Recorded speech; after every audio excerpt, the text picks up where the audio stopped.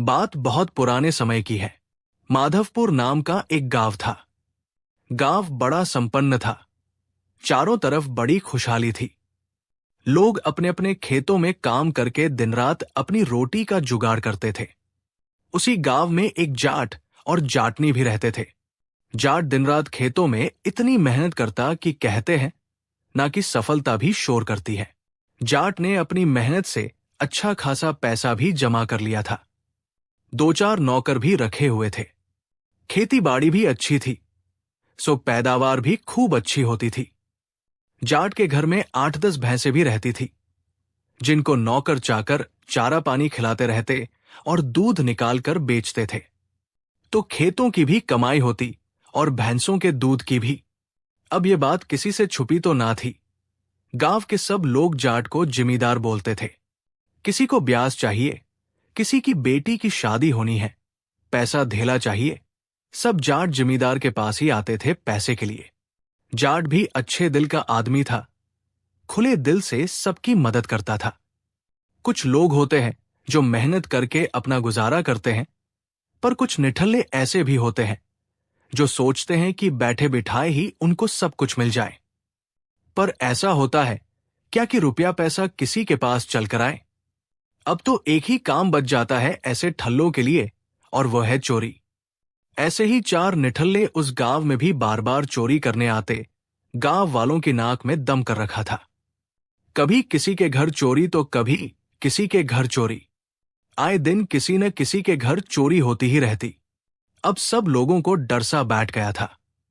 Police में भी रपट लिखा दी, पर फायदा कुछ नहीं। पुलिस आती, छानबीन करती, एक कॉपी पर पेन से 2-4 लाइनें लिखती और चली जाती। चोर 2-4 दिन तो चुपचाप बैठते, फिर उसके बाद फिर से चोरी करने लग जाते। सभी लोग बड़े परेशान हो गए थे। सोना चांदी तो चुराए, पर मुझे खाने पीने का राशन भी ना छोड़ते, कपड़े लत्ते तक चुरा ले जाते। दिन में लोग एक जगह इकट्ठे होकर बातें करते। भैया, बड़े परेशान हो गए हैं इन चोरों से। तो कोई कहता कोई उपाय निकालो, कोई कहता कोई जुगत भिड़ाओ कि इन चोरों से हमारा पीछा छूट जाए। सारे गांव वाले रोज कोई ना कोई तरीका निकालते, पर सब तरीके फेल हो जाते। एक दो चोर हो तो उसको कोई पकड़कर पीट-पाट भी ले। यहां तो 4-4 चोर, और चारों ही इतने शातिर और खतरनाक कि अब तो वो लोगों की जान भी लेने लग गए थे। लोगों में बड़ी दहशत थी चारों चोरों की। एक दिन जाट भी गांव में सैर करने के लिए निकला, तो उसने भी लोगों की बातें सुनी कि गांव में चोरी का बड़ा खौफ चल रहा है। अब तो जाट को भी अपने घर में चोरी होने का खतरा बना रहता था। उसने अपने 2-4 नौकरों को इस काम के लिए छोड़ दिया था कि रात को रखवाली करनी है। पर नौकर तो नौकर होते हैं, थोड़ी देर तो रखवाली करते, फिर सो जाते। इस बात से जाट भी परेशान हो गया था। नौकरों की हरकतों की वजह से उसने 3-4 नौकर को निकाल भी दिया था, जिनको उसने विशेषकर रखवाली के लिए रखा था। कामधाम तो कुछ करते नहीं, बस रात को रखवाली करने का ही काम होता था। जब तक जाट जगता, जब तक नौकर भी जगते। जैसे ही देखते कि जाट जाटनी सो गए, तो नौकर भी खराटे भरकर सो जाते। सुबह जाट के उठने से पहले ऐसे खड़े हो जाते जैसे पूरी रात बेचारे पहरा दे रहे हैं। इनकी हरकतों का जाट को भी किसी तरह से पता चल गया था, सो जाट ने उनको निकाल दिया। अब 1-2 नौकर ही था जो खेतों के काम में उनका हाथ बंटाता था। अब समय आया फसल की कटाई का। फसल की कटाई हो गई, अनाज निकल गया, बोरों में भर के बाजार बेचने के लिए तैयार कर दिया। अब बात आई बाजार में जाकर अनाज बेचने की, तो जाट ने अपने 2 नौकर साथ लिए और 4 बैलगाड़ियों में अनाज भरकर बाजार की तरफ चल दिए। अब चोरों को भी इसकी सूचना मिल चुकी थी कि आज जिमीदार अपना अनाज बाजार में बेचने जा रहा है, सो लौटते समय मोटी रकम लेकर लौटेगा। अब चोर भी जाट के पीछे पीछे लग लिए। चारों उसके पीछे पीछे चल रहे थे। जाट ने बाजार में जाकर सेठ के यहां पर अपना अनाज बेच दिया। सेठ तो लोगों को अच्छे से समझता था। उसने भी जाट को इशारा करके खतरे का संकेत दे दिया था। जिमीदार साहब, थोड़ा संभल कर जाना, रुपए पैसे की बात है। वैसे भी मैं बहुत देर से देख रहा हूं, 4 लोग मुंह पर कपड़ा लपेटे हुए इधर उधर ही घूम रहे हैं। लगता है आज उनकी नजर आप पर पड़ गई है, तो थोड़ा होशियारी से ही जाना। जाट ने भी सरसरी नजर उन 4 संदिग्धों पर डाली तो उसे भी कुछ शक सा हुआ। जाट भी खूब दिमाग के तेज होते हैं। वो कहते हैं ना कि अनपढ़ जाट पढ़ा लिखा जैसा और पढ़ा लिखा जाट खुदा जैसा। जाट ने भी खूब दिमाग से काम लिया।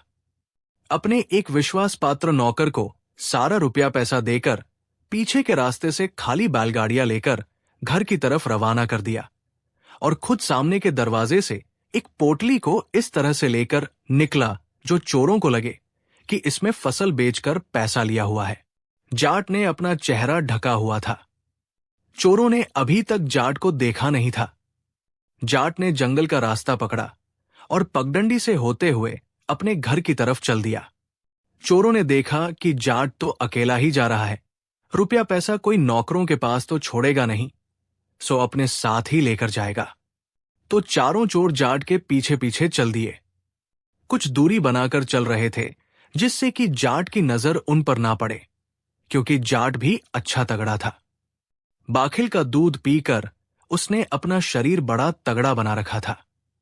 एक दो को तो वो लाठी से ही लपेट देता, तो चोरों को भी अपनी जान का खतरा जाट से बना हुआ था। इसलिए चारों मौके की तलाश करते हुए जाट के पीछे चले जा रहे थे। जाट तेज तेज कदमों से आगे बढ़ रहा था और चोर कुछ दूरी बनाकर पीछे पीछे चल रहे थे। अब जाट ने थोड़ा तेज चलना शुरू किया और चोरों को चकमा देकर एक अलग रास्ता जंगल से पकड़ लिया। कुछ दूर चलकर जाट ने पीछे मुड़कर देखा तो उसको कोई नजर नहीं आया। जाट ने सोचा कि वो चोरों को चकमा देने में कामयाब हो गया है। गर्मी का समय था। जाट को बड़ी गर्मी लग रही थी, सो एक पेड़ के नीचे सुस्ताने बैठ गया। कुर्ता और चादर उतारकर पेड़ पर टांग दी और एक पेड़ के नीचे बैठकर सुस्ताने लगा। जाट ने देखा कि ये तो एक कब्रिस्तान है, पर जाट को इस बात से कोई फर्क नहीं पड़ता। वो एक पेड़ के नीचे टेक लगाकर लेट गया। थोड़ी देर में ही चोर भी उसके पास पहुंच गए। चोरों ने सोचा यही जाट है जो फसल बेचकर आया है। चोर उसके पास चारों तरफ से अपने हथियार लेकर खड़े हो गए। चोरों ने जाट को कभी देखा तो ना था, बस अंदाजा ही लगाया। अब जाट की जैसे ही आंख खुली, जाट ने देखा चारों तरफ से चोर उसको को घेरे खड़े हैं। अब जाट ये मंजर देखकर अंदर से तो डर गया था, पर उसने अपने डर को अपने चेहरे पर नहीं आने दिया। तभी उनमें से एक चोर ने कड़क कर कहा, जो अभी फसल बेचकर रुपया पैसा लाया है ना, सब निकाल कर सामने रख दे। जाट थोड़ी देर तो चुप रहा, फिर बोला, भैया कौन सा रुपया पैसा? मैं तो कल ही इस कब्रिस्तान में दफनाया गया हूं। गर्मी लग रही थी कब्र में, सो सोचा थोड़ा हवा खा लेता हूं। सो कब्र से निकलकर अभी अभी बैठा हूं पेड़ की छाव में। चोरों ने जब ये सुना तो उनको लगा कि ये कोई भूत है। उन्होंने चारों तरफ नजर दौड़ाकर देखा तो ये तो एक कब्रिस्तान है। अब तो चारों चोरों की डर के मारे बुरी हालत हो गई। उनको लगा कि ये कोई भूत है, अभी अभी कब्र से निकलकर बैठा है। सो चारों सर पर पैर रखकर ऐसे दौड़े कि जैसे कभी जिंदगी में ना दौड़े हों। चोरों के जाने के बाद जाट उठा और अपने कपड़े पहनकर घर की तरफ चल दिया। इधर नौकर भी सही सलामत रुपया पैसा लेकर घर पहुंच चुके थे। घर पहुंचकर जाट ने जाटनी को सारी बातें बताई तो जाटनी ने कहा, शुक्र है भगवान का कि आप सही सलामत बचाए, नहीं तो मुझे चोरों का क्या भरोसा था। कहकर जाटनी ने जाट को खाना खिलाया और दोनों सो गए। अगले दिन जाट उठा तो सबेरे सवेरे ही विचार करने लगा कि अब चोर अपनी हार से खींच तो गए होंगे और इस हार के बदले में मेरे घर में चोरी तो वो जरूर करेंगे। मानेंगे तो है नहीं। मैं इस बार तो चकमा देकर आ गया, पर अगली बार का कुछ इंतजाम सोचना पड़ेगा। अगले दिन जाट पास के गांव में किसी काम से गया तो उसने देखा वहां एक सपेरा लोगों को सांप का खेल दिखा रहा है। अब सपेरे को देखकर जाट के दिमाग में तरकीब आई। वो सपेरे के पास गया और उसे थोड़े से रुपए पैसे का लालच देकर अपने घर लिवा लाया। उसने सपेरे से 4 सांप खरीदे और 4 मिट्टी के घड़े मंगाकर उन सांपों को चारों घड़े में सपेरे से डलवा दिया और ले जाकर छत पर रख दिया। सपेरे को विदा कर जाट अपनी जाटनी को समझाने लगा कि उसे क्या करना है। उसके बाद दोनों बातें करने लगे। जाट ने जाटनी से कहा, अरे भाग्यवान, चोरी तो हो जाए। डर तो इस बात का लगता है कि तुम्हें और बाल बच्चों को कोई नुकसान ना पहुंचा दे चोर। बस मुझे इसी बात की फिक्र है। सो जाटनी ने कहा, ए जी, तुम चिंता ना करो, भगवान हमारे साथ गलत नहीं होने देंगे, क्योंकि हमने कभी किसी का दिल नहीं दुखाया, अपनी मेहनत के बल पर ही पैसा कमाया है। अब आपने तरकीब तो लगाई है ना चोरों से छुटकारा पाने की, आगे राम जाने। अभी सो जाओ, रात बहुत हो गई है। इधर चोर भी सद लगाए बैठे थे कि ये अनाज बेचकर पैसा लाया था, रास्ते से तो बच गया पर घर से कैसे बचेगा। आज तो इसको जिंदा भी नहीं छोड़ेंगे और इसका रुपया पैसा भी लूट लेंगे। जैसे ही आधी रात हुई, जाट जाटनी की आंखें बस लगी ही थी कि एकदम से कुछ खुड़खुड़ाया। जाट की आंखें खुल गई। जाट समझ गया कि आज घर में चोर घुस गए हैं। उसने जाटनी आंखें मलते हुए बैठी और बोली, क्या हुआ जी, सोने भी नहीं दे रहे हो? तो जाट ने कहा, अरे भाग्यवान, चोरों का खतरा बढ़ रहा है, बस यही फिक्र हो रही थी। तुमने अपना रुपया पैसा जेवर संभाल कर तो रखा है ना? तो जाटनी ने खींचते हुए कहा, ये रुपया पैसा जेवर ना हो गया जी का जंजाल हो गया। बड़ा डर रहता है अपनी जान का इसकी वजह से, और तिजोरी पर तो सबकी नजर रहती है। सबको लगता है कि सब अपना माल तिजोरी में ही रखते हैं। सो चोर जब भी लूटने आएंगे तो तिजोरी को ही लूटेंगे। इसलिए मैंने भी एक अच्छी तरकीब निकाली है। सारा रुपया पैसा जेवर 4 घड़ों में भर के छत पर रख दिया है। अब कोई सोच सकता है क्या कि खाली पड़े बेकार मटकों में कुछ हो सकता है, इसलिए चोर उन घड़ों तक नहीं पहुंच पाएंगे। सो तिजोरी का ताला तूला तोड़कर ही चले जाएंगे खाली हाथ। अब चोर खड़े ये सब सुन रहे थे। चारों चोर एक दूसरे की तरफ देखकर हंसने लगे कि जाटनी, तूने चालाकी से काम तो लिया, पर अब हमें तो पता चल गया कि तूने अपना खजाना कहाँ छुपाया है। जाटनी बड़ी तेज है। तभी एक चोर ने फुसफुसाकर कहा, तिजोरी का ताला भी नहीं तोड़ना पड़ेगा, हमारा तो काम आसान हो गया, छत पर ही घड़े पड़े मिल जाएंगे। अब चारों एक एक घड़ा उठाकर चलते बनो, बंटवारे का भी झंझट खत्म हो जाएगा। चारों एक एक घड़ा ले लेंगे। तभी एक चोर ने कहा, पर हम तो ये सोच कर आए थे कि आज इस जाट का भी काम तमाम करके चलेंगे। तभी एक चोर ने कहा, नहीं, अब हमें इस जाट को नहीं मारना है। जब रुपया पैसा हमें ऐसे ही मिल गया तो इसको बख्शी देते हैं। चारों यही सोचकर ऊपर छत पर जा पहुंचे। अब चारों के तो जैसे बांछे खिल गए घड़ों को देखकर।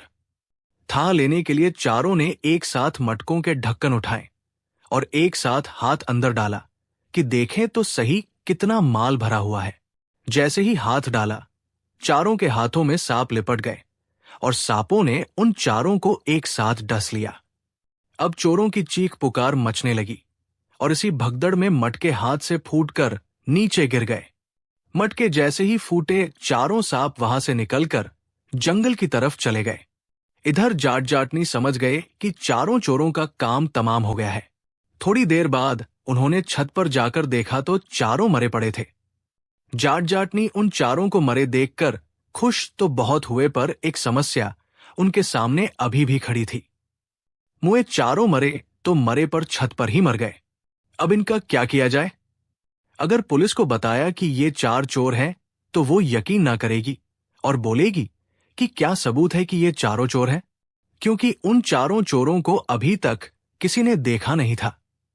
अब जाट जाटनी ने चारों को तोड़मरोड़ कर चादर में बांध लिया, 4 गट्ठर तैयार कर लिए और किसी तरह घसीटकर चारों को सीढ़ियों से नीचे लाकर रख दिया। और दोनों जाट जाटनी बैठकर सोचने लगे कि इन चारों की लाश को कैसे ठिकाने लगाया जाए। अगर इनको बैलगाड़ी में लादकर फेंकने जाओ तो गांव वाले लाखों सवाल पूछेंगे कि इन गठरियों में क्या है, और आए दिन चोरियों की वजह से पुलिस भी गांव में आती रहती है। वो तो गठरिया खोलकर ही देख लेगी, तो हम तो फंस जाएंगे। कोई ऐसा रास्ता निकाला जाए जिससे ये ठिकाने लग जाए और हम पर कोई नौबत भी ना आए। दिन निकल आया और सूरज सर पर चढ़ गया। तभी जाटनी के घर एक जोगी भिक्षा मांगने के लिए आया। हट्टा कट्टा जोगी भीख मांग कर खाता है। जाटनी उस जोगी को देखकर मन ही मन में बड़बड़ाई, पर कुछ देर बाद उसके दिमाग में जैसे कुछ आया। वो जोगी के पास गई और बोली, बाबा, एक काम है, काम करोगे तो 500 रुपए नगद दूंगी। जोगी को भी लालच आ गया। जोगी ने पूछा, क्या काम है? तो जाटनी बोली, मेरे घर में एक प्रेतवा मचाता है मुआ। मैंने इसको मंत्रों से बांधकर गठरी में बांध दिया है, तुम इसे नदी में फेंक आओ। पहले तो जोगी डर गया, पर प्रेतवा का लालच उसे आ रहा था। पूरे दिन भीख मांगकर भी उसे 50 रुपए न मिलते थे। अब तो एक साथ कमाने का मौका मिल रहा है। बंधा हुआ प्रेतवा, मैं इसको नदी में फेंक कर आ जाता हूं। जोगी ने कहा, ठीक है, मैं इसको फेंक आऊंगा। तो जाटनी ने कहा, नहीं बाबा, इसको रात के अंधेरे में ही फेंकना है, सो तुम रात को आना। अब जोगी वहां से चला गया और रात होते ही जाटनी के घर पहुंच गया और बोला, लाओ गठरी, मेरे सर पर रखवा दो। जाटनी ने एक गठरी जोगी के सर पर रख दी और उसे रवाना कर दिया और कहा, इसको नदी में गहरे में फेंक कर आना। जोगी गठरी फेंक कर वापस आ गया। जैसे ही जाटनी के दरवाजे पर आया, बोला, लाओ 500 रुपए, मैं गठरी फेंक आया हूं। तो जाटनी बोली, फेंक आए? हमें मूर्ख बना रहे हो? ये तो तुमसे पहले घर में आ गया है। ये देखो, ये रखी गठरी, इसे फिर से मेरे सर पर रखवा दो। इस बार गहरे पानी में फेंक कर आना। जोगी फिर से सर पर गठरी लेकर चल दिया और फिर से उसको नदी में थोड़ा और गहरे में फेंक कर आया। और जैसे ही जाटनी से पैसे लेने पहुंचा, जाटनी फिर गुस्से से बोली, पैसे किस बात के? ये देखो, ये तो फिर भाग आया। पता नहीं तुम इसे कहां फेंक कर आते हो, जो ये तुमसे पहले ही आ जाता है। जोगी हैरान था कि ये मुझसे पहले कैसे आ जाता है। मैंने तो इसे और भी ज्यादा गहरे पानी में फेंका था। इस बार जाटनी बोली, इसे फेंक कर आओ और अच्छे से देखना कि ये निकल ना पाए पानी से बाहर। इतना कहकर जाटनी ने तीसरी गठरी भी जोगी के सर पर रखकर उसको रवाना कर दिया। जोगी इस बार पुल पर खड़े होकर गहरे पानी में जोर से तीसरी गठरी को फेंकता है और थोड़ी देर खड़े होकर भी देखता है कि फिर से पानी से बाहर तो ना निकल जाए। पर जब उसे तसल्ली हो गई तो वो जाटनी के घर पैसे लेने के लिए पहुंच गया। तो जाटनी तो पहले से ही तमतमाई बैठी थी। जाटनी आते ही बरस पड़ी, तुम कैसे फेंक कर आते हो? ये देखो, ये फिर से तुमसे पहले ही पहुंच गया है।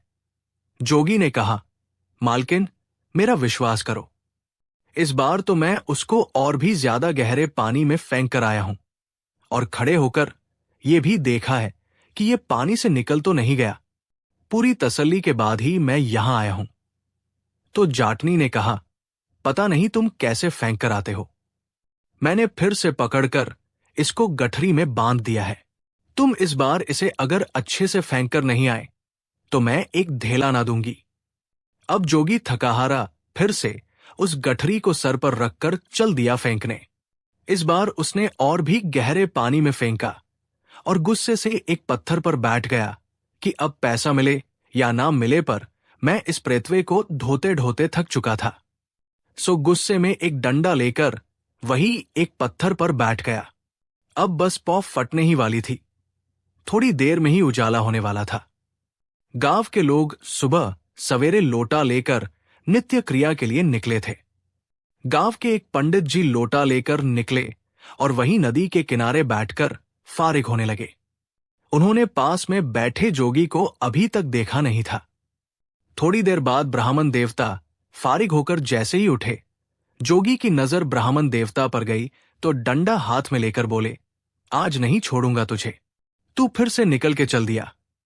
पंडित जी ने देखा हट्टा-कट्टा मुंडा डंडा लेकर उसके सामने खड़ा है तो उनकी तो डर के मारे धोती गीली हो गई और अपनी जान बचाने के लिए सर पर पैर रखकर भागे गांव की तरफ। गांव में सबसे पहले ही जाट जमींदार का घर पड़ता था। सो जाट के घर में घुस गए और जाटनी से अपनी जान बचाने की विनती करने लगे। थोड़ी देर बाद ही जोगी भी डंडा लेकर जाट जाटनी के घर पहुंच गया और पंडित जी को फटकारते हुए बोला, आज नहीं छोड़ूंगा तुझे। मेरे 4-5 चक्कर लगवा दिए हैं तूने। ये देखकर पंडित जी की तो हवा ही टाइट हो गई और जाट के सामने हाथ जोड़कर गिड़गिड़ाने लगे। थोड़ी देर तो जाट जाटनी को कुछ समझ ना आया, पर थोड़ी देर बाद ही वो समझ गए कि माजरा क्या है। जाट की हंसी छूट गई, पर अपनी हंसी को छुपाते हुए उन्होंने जोगी को 500 रुपए दिए और कहा, हमारा प्रेत है, हम इसे खुद ही फेंक लेंगे। अब तुम जाओ। जोगी को क्या चाहिए था? पूरी रात का थका हुआ था। उसको अपनी मेहनत का मेहनताना मिल गया और जोगी खुश होता हुआ वहां से चला गया। इधर ब्राह्मण देवता हाथ जोड़कर बड़ा आभार प्रकट कर रहे थे जाट जाटनी को। जाट ने उनको आश्वासन दिया कि वो अब आपका कुछ ना बिगाड़ेगा, आप निश्चित होकर घर चले जाओ। इसके बाद ब्राह्मण देवता वहां से चले गए। अब जाट जाटनी अपनी कामयाबी पर फूले ना समा रहे थे। अपनी चालाकी से चारों चोरों को निपटाकर ठिकाने भी लगा दिया था और अपने साथ साथ पूरे गांव को भी उन खूंखार चोरों से बचा लिया था। तो दोस्तों, आज की कहानी यहीं पर समाप्त होती है। अगर आपको हमारी कहानी पसंद आई हो तो हमारे YouTube अकाउंट को लाइक और सब्सक्राइब करें और शेयर करें और नई कहानी के साथ बने रहें। जय हिंद, जय भारत।